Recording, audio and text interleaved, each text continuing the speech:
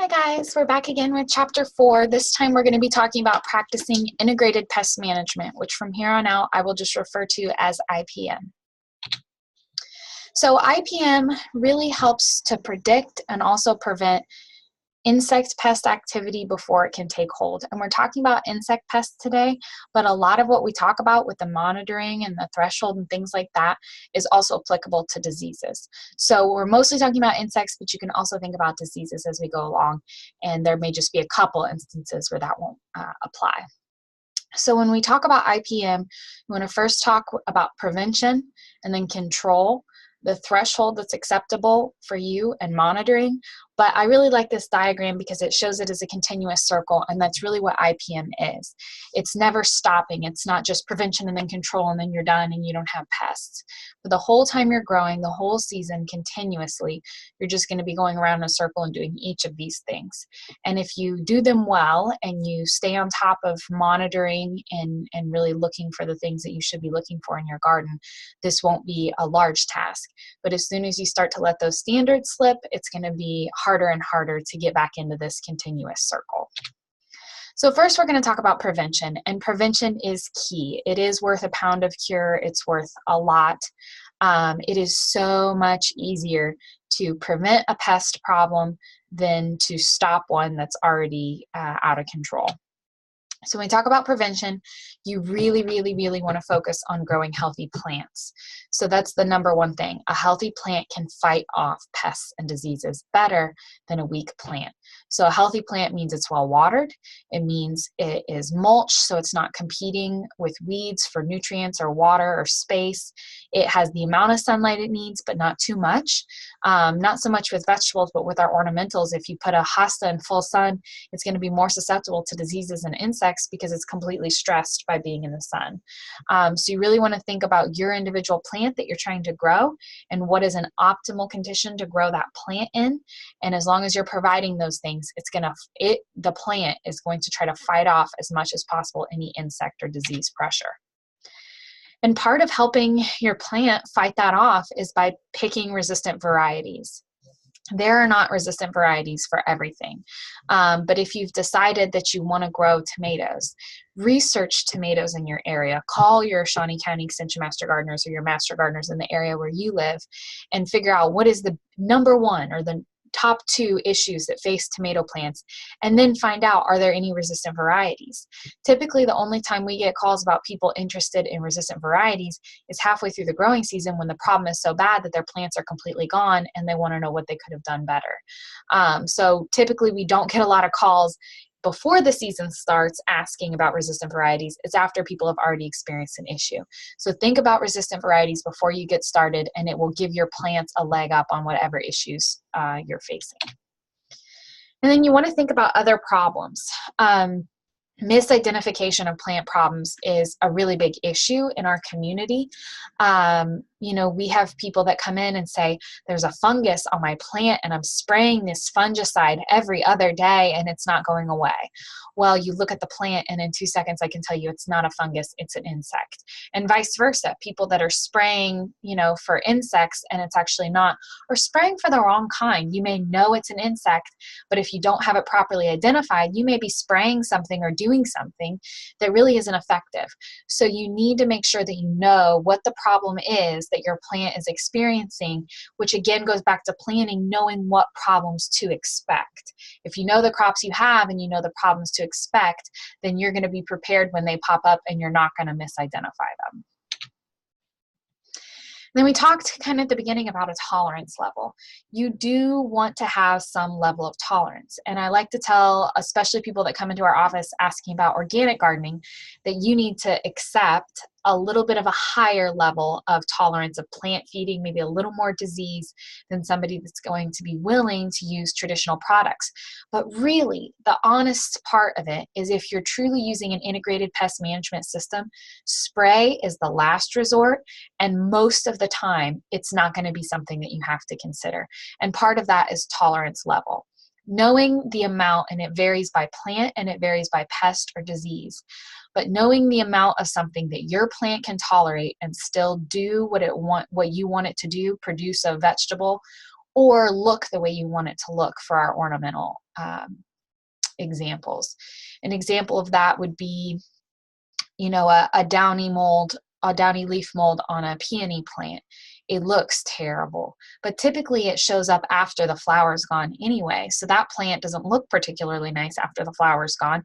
Most people don't mind it, and typically it's seasonal and it won't come back as long as we don't have rainy weather.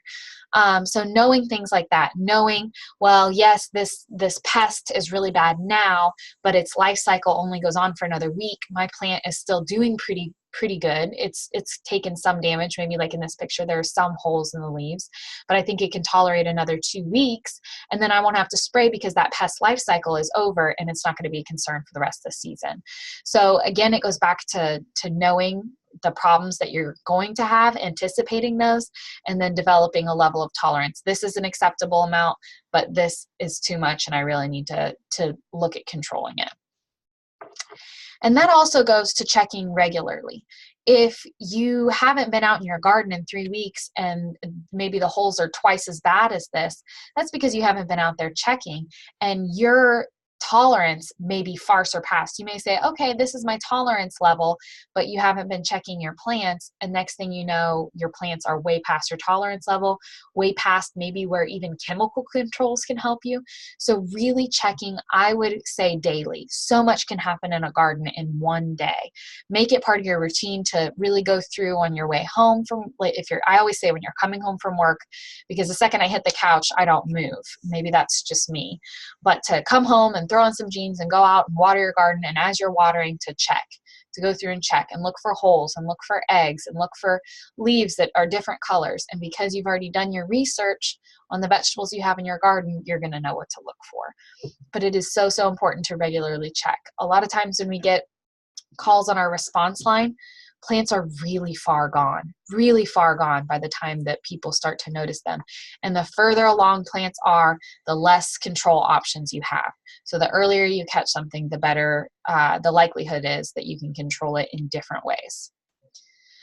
And then, of course, you want to know that not all bugs are bad. I think this is something that a lot of us realize, but it's not something that people think about when they go to spray. They see holes in their leaves, they know it's a bug, they go spray something that's going to kill a lot of different insects. That includes their beneficials. It may not be a chemical that's going to be specific to their pest. So you may have just gone through and killed a lot of your beneficial insects and not actually killed your pest. And we're going to talk about beneficials in the last section of today's module.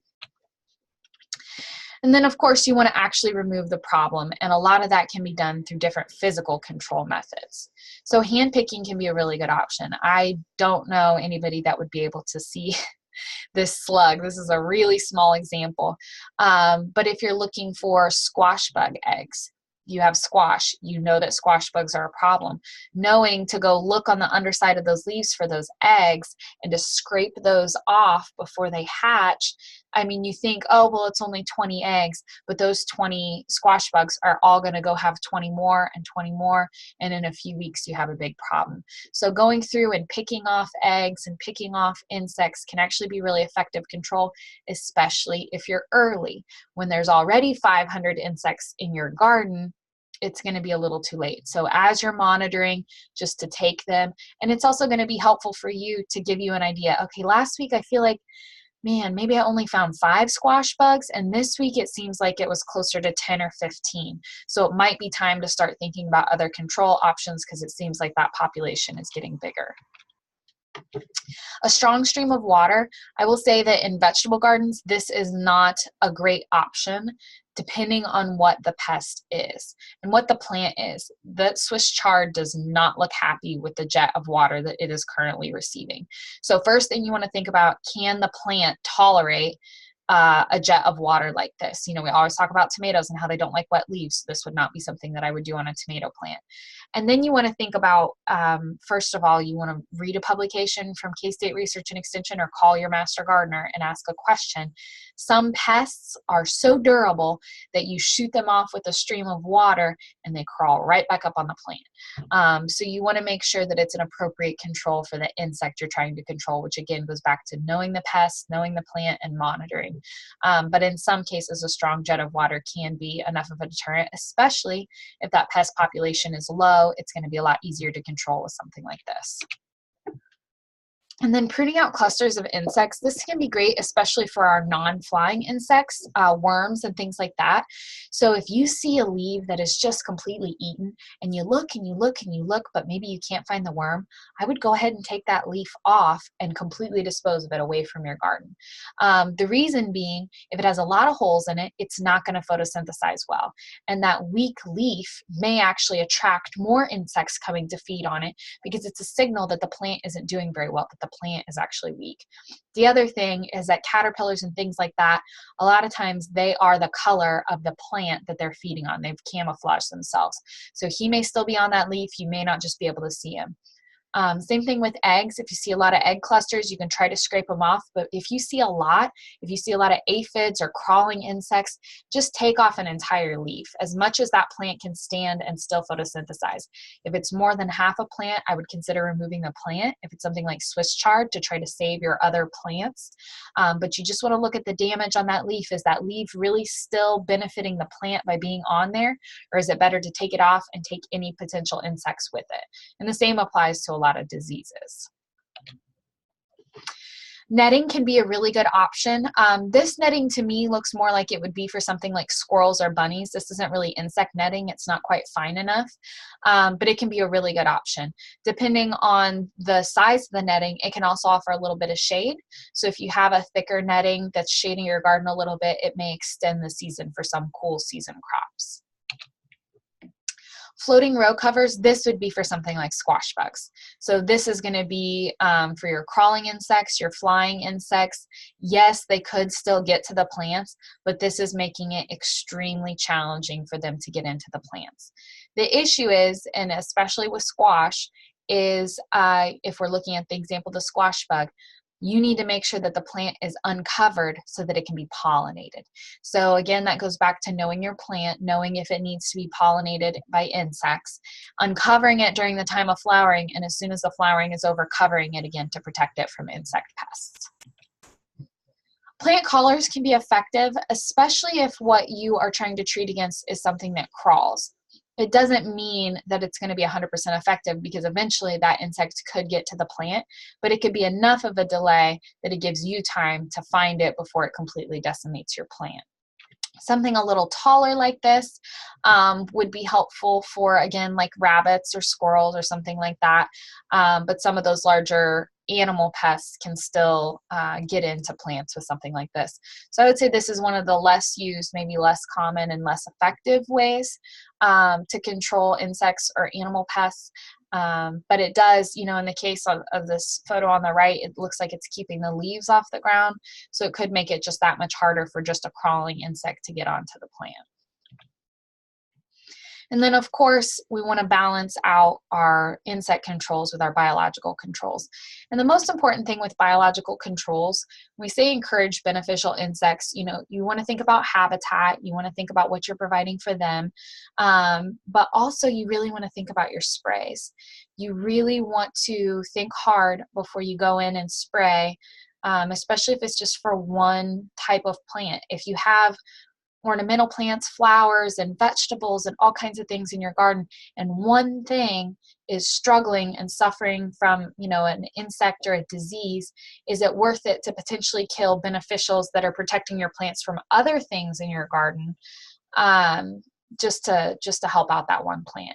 So you really want to consider your beneficials when you're spraying, which is why when you select your sprays, which we're going to talk about in a moment, you want to select something that is as specific as you can find it, so that it doesn't kill things that it's not trying to kill. Chemical controls is going to be our absolute last resort. Chemical controls is after you've scouted all the time, constantly. You already have your insect and disease resistant plant material. You have been out there hand picking and spraying with water, whatever is appropriate. You've netted and you know your threshold. And finally, the insect pest has surpassed that. I will say, if you are doing all those things diligently, this chemical control stage doesn't happen often. It really does not. This is kind of chemical control is a little bit of an oops. I haven't been doing a very good job. It can be for weird things too, like Japanese beetle. Japanese beetles are an invasive insect pest that we have in our area, and it seems like they have had a couple of really bad years. And that is something that is very, very difficult to plan and prevent. And they sort of come out all at once, and then they're there and then they're gone. So for that, it would be something more like a tolerance level to understand their life cycle and to say, okay, they're really only active for 6 weeks. I'll try to net in that time and do things. So even with something as invasive as Japanese beetle that some of our traditional methods don't necessarily plan for, this IPM strategy can still be really effective. And chemical control should absolutely be a last resort. Organic or conventional chemical controls. Organic doesn't mean safe.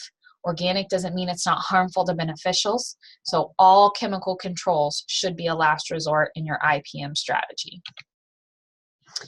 So when you are selecting chemicals, you want to pick first the chemical that's going to be least toxic to you. So you want to read labels, do your research, ask an extension master gardener, and find something that's going to be the least toxic to you. Then you want to try to target the pest as specifically as possible. You know, there are things that are specifically designed for caterpillars. So rather than spraying a product that would kill hard-bodied insects along with caterpillars, when your problem is maybe just a tomato hornworm, just find something specific for caterpillars, and then you'll know that you're not also killing lady beetles along with the caterpillars. So you really want to think when you're selecting these pests about what is most specific to the target pest. And then, of course, you want to think about what's least harmful to the environment. We're talking about the environment, we're talking about runoff, but we're also talking about beneficial insects, especially bees. We're finding that it's not just insecticides that are harmful to bees, it's fungicides and other products as well. And the research is still coming in slowly as to what some of these products that are fairly new in the span of research, maybe they're 20 or 30 years old, are doing to our environment and to pests that were not insects that we're not trying to harm. So you really want to think carefully about these things when you're using them. You always want to follow label directions. It is illegal to do anything other than exactly what is on the label. So you want to use the utmost caution with every product you use. Don't use less caution because something says it's all natural or organic. That could still be very harmful to you, to your family, to your pets, to beneficial insects.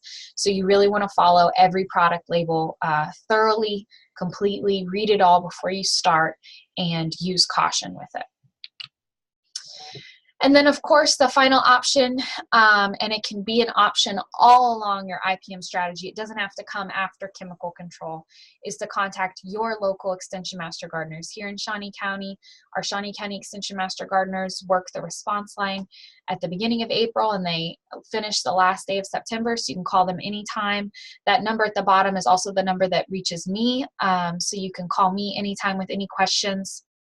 New this year, we also have a sheet online where you can submit your questions if you're having issues in your garden. And that's going to be at our website, which is shawnee.ksu.edu. And of course, you can always stop by our office and pay us a visit. So thanks, guys, and just let me know in class if you have any questions.